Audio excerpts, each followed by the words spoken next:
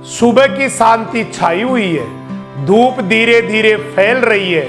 मंदिरों में घंटियां बज रही है। आज है रमा एकादशी, एक दिन जो केवल व्रत ही नहीं बल्कि आत्मा की शुद्धि और भक्ति का प्रतीक है। अब कथा सुनिए। रमा एकादशी का व्रत भगवान विष्णु को अर्पित है। ये एकादशी पापों के नाश और सुख समृद्धि का मार्ग बताती है। इस दिन व्रती सुक्ति, भोजन और क्रोध पर नियंत्रण रखते हैं। इससे शरीर, मन और आत्मा तीनों की शुद्धि होती है। रमा एकादशी विशेष रूप से धन और स्वास्थ्य की रक्षा करती है।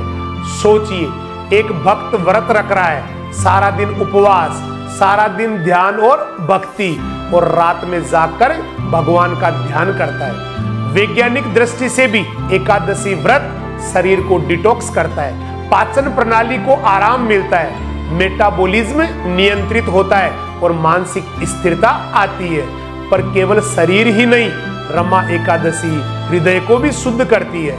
कृतज्ञता, लालच और अहंकार धीरे धीरे कम होते हैं और दया, करुणा, प्रेम बढ़ते चले जाते हैं। भगवान विष्णु कहते हैं, जो भक्त मन और आत्मा से रमा एकादशी का व्रत रखता है उसके पाप नष्ट होते हैं। ये व्रत सफलता, स्वास्थ्य और सौभाग्य का वचन देता है। सोचिए, एक परिवार में बेटा या बेटी रमा एकादशी का व्रत रखता है।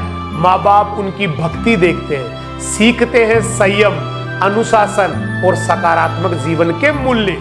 यही एकादशी की शक्ति है। ये केवल भक्ति ही नहीं, यह संस्कार और चरित्र का निर्माण करती है। यह हमें याद दिलाती है कि सच्चा सुख धन या सत्ता में नहीं बल्कि संयम और ईमानदारी में है। संदेश स्पष्ट है।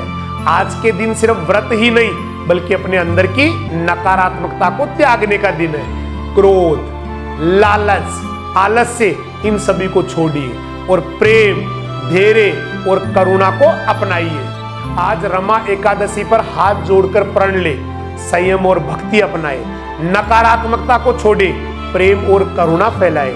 यही है रमा एकादशी का संदेश। मन और हृदय को शुद्ध करो, आत्मा को जागृत करो और अपने जीवन को सच्चे अर्थ में धन्य बनाओ। रमा एकादशी की हार्दिक शुभकामनाएं।